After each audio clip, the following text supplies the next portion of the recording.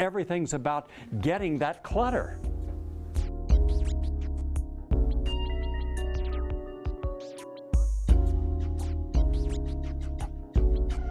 How do we distinguish between what we believe we need and what we really need?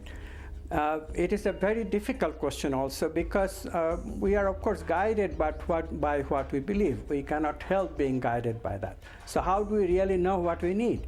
Ego, our own selfish nature based on conditioning, is always trying to guide us to that which seems to be attractive, which seems that it will please us. But what pleases us is not necessarily what we need to do. This is the fundamental question for which I have to find an answer. And the only answer that I have found useful for myself is always this one thing: not to take myself, not to take me and my wants and my pleasures and my belief system very serious. You are more significant than what you achieve. You're more significant than your career, you're more significant than your possessions or your money. That means that we could take the poorest American and the wealthiest American, and on a scale of spirituality, they could be equals. But when did we ever put a person who is poor up on Time Magazine Person of the Year, or People's 50 Prettiest, right? Why is it they're always actors and actresses? We got to realize we're rather superficial in what we consider to be the best of anything. We manifest very complex lifestyles instead of authentic ones. Why do we make our life so complex? Why? Why not make it simple? Wouldn't it be wonderful if you woke up each day and everything was kind of simple? Because you didn't have the clutter and you didn't have to go prove yourself. You didn't have to prove your love to someone. You didn't have to prove your obedience to some belief. You didn't have to go through rituals and dogmas and creeds to prove that you should be respected. What if we took all that out of our life and simply said, I'm an authentic soul and my life is simple and I'm happy? Much of our life we are searching to find meaning in life. But to find that meaning, to find the truth of what is really important, we need to be quiet and attentive. The quality of our life and the ability to find meaning depends on the acuity of our attention. We don't know how to sit quietly, so all the time we need something to be busy. So we distract ourselves with this and that. Attention deficit, of course, is a common problem, even with children. And adults have it too. It's a quality that Easterners, India, from where I came from, call the quality of rajas, the quality of kings. Kings used to be very impatient people. Today we all have become a little bit like king in that way. Think of what we do to get to a point where we feel that we'll be able to have a simplified life.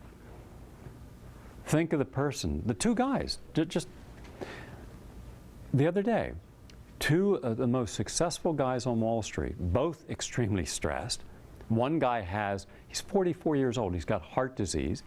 The other guy had a major occlusion in his artery, right artery, and they're both on meds. So finally they take a trip, they go down to this island in the Caribbean, one of the US islands, and they're jogging down a beach and there's this guy, and it's a beautiful picture, palm tree, it's right at the end of a curve around the beach.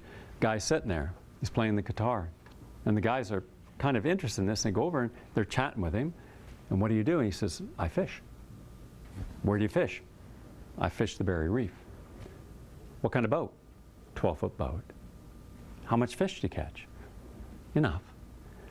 Well, you realize, and these are two of Wall Street's best, you realize that if you got a bigger boat, you could fish outside the Barrier Reef where all the fish are, and you could supply fish to the hotel that doesn't have fresh fish where we're staying. We're getting frozen fish that taste like sponge, and then that would give you great business. Within 5 years, you could buy a bigger boat, and you could go further down to the north end of Venezuela, and where you can get red snapper, and red snapper is a major, major fish. You could go up to Miami, and you could have a lot of money. Within 5 years after that, you could get an IPO. You come to us, we could get you at least a fleet of boats. Within 12 years from that, you could have enough money, a lot of work, a lot of stress, but you could have enough money to go to a beach, sit on a palm tree, and play the guitar.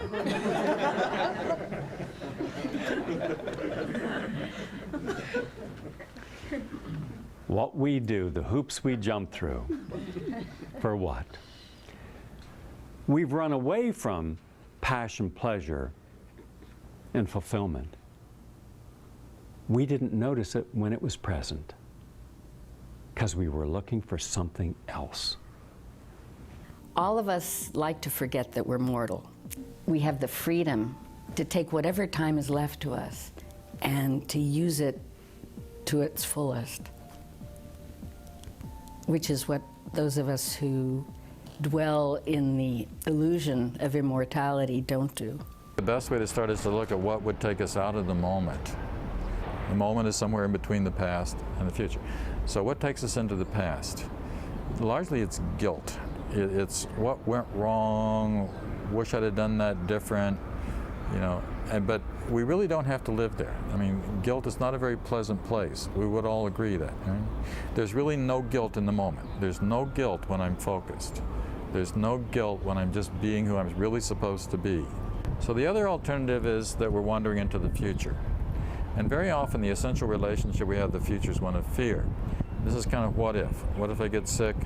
What if I don't have enough money? What if there's nobody to take care of me? What if all the, not that any of these things are happening, but it's kind of a what if. So we got if only back here in guilt, we got what if up here in the future in terms of fear, both of which are keeping us from being here.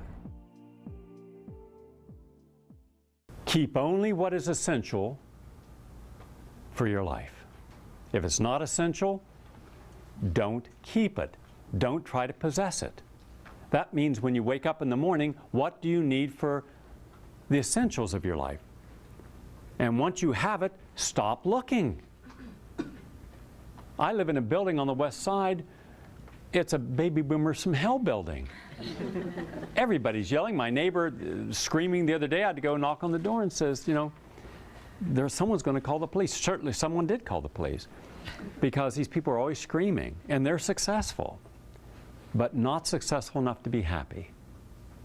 Because when you need something out there to make you feel good in here, there's never going to be enough to fill that void. And when you're trying to prove yourself, and we're a society that judges each other based upon our provings. Prove to me. Prove what to you? Prove that you're a loving person, a good person, that you can be trusted, that you can be honored? What do you have to prove? If you're insisting someone prove something to you, that's a relationship you ought not to get near. And yet we prove all the time.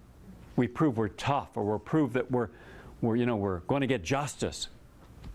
Every time I see someone trying to get justice for something, I see another crisis. I see another problem occurring. Stop proving yourself. You don't need to prove yourself.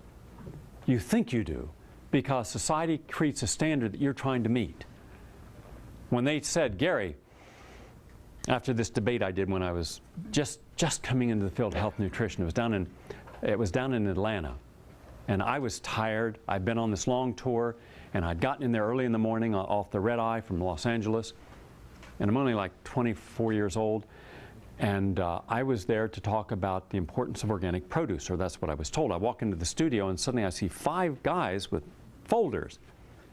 And I said, what's this about? And the producer said, the bloodletting's about to begin.